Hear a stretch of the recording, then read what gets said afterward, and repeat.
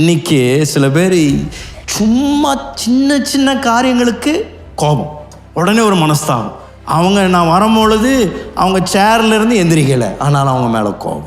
அவங்க வரும்பொழுது தலை மேலே அது வரைக்கும் மேலே வச்சுருந்தாங்க, நான் போனோடனே கீழே வச்சுட்டாங்க, அதனால் எனக்கு அவங்க மேலே கோபம். இந்த தொட்டாச்சிவங்கியாக இருக்காதீங்க.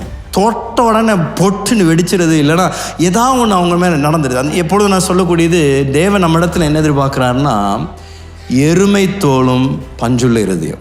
என்னங்க?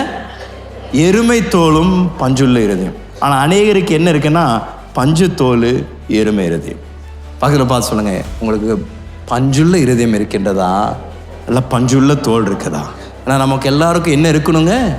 பஞ்சுள்ள இருதயம், எருமை தோல். என்ன சொன்னாலும் நமக்கு பிரச்சனை இல்லையா.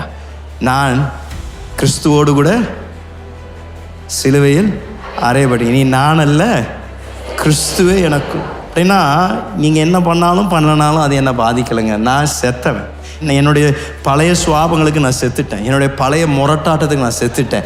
இனி நான் வாழ்வதில்லை, கிறிஸ்து எனக்குள் வாழ்ந்து கொண்டு இருக்கிறனால நான் என்ன தீர்மானம் பண்ண போகிறேன்னா, மனஸ்தாபங்களுக்கு நான் இடம் கொடுக்க மாட்டேன்.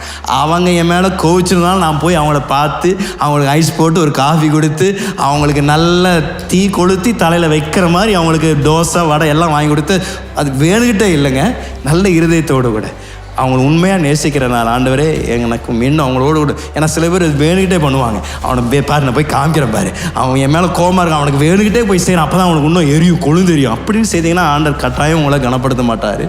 உண்மையான இருதயத்தோடு கூட நீங்கள் போய், ஆண்டவரே எனக்கு எல்லாரோடு கூட ஒரு ஒற்றுமையில் நடக்க எனக்கு ஒரு வாஞ்சேன், என்னுடைய உறவுகளை மீண்டும் கட்டி எழுப்புங்கள் என்று சொன்னீங்கன்னா, இந்த வருடம் அந்த தீர்மானத்தை எடுங்க. நான் இதற்கு அனுமதி தர மாட்டேன். இந்த மனக்கசப்புகளுக்கு, இந்த மனஸ்தாபங்களுக்கு நான் அனுமதி தர மாட்டேன்.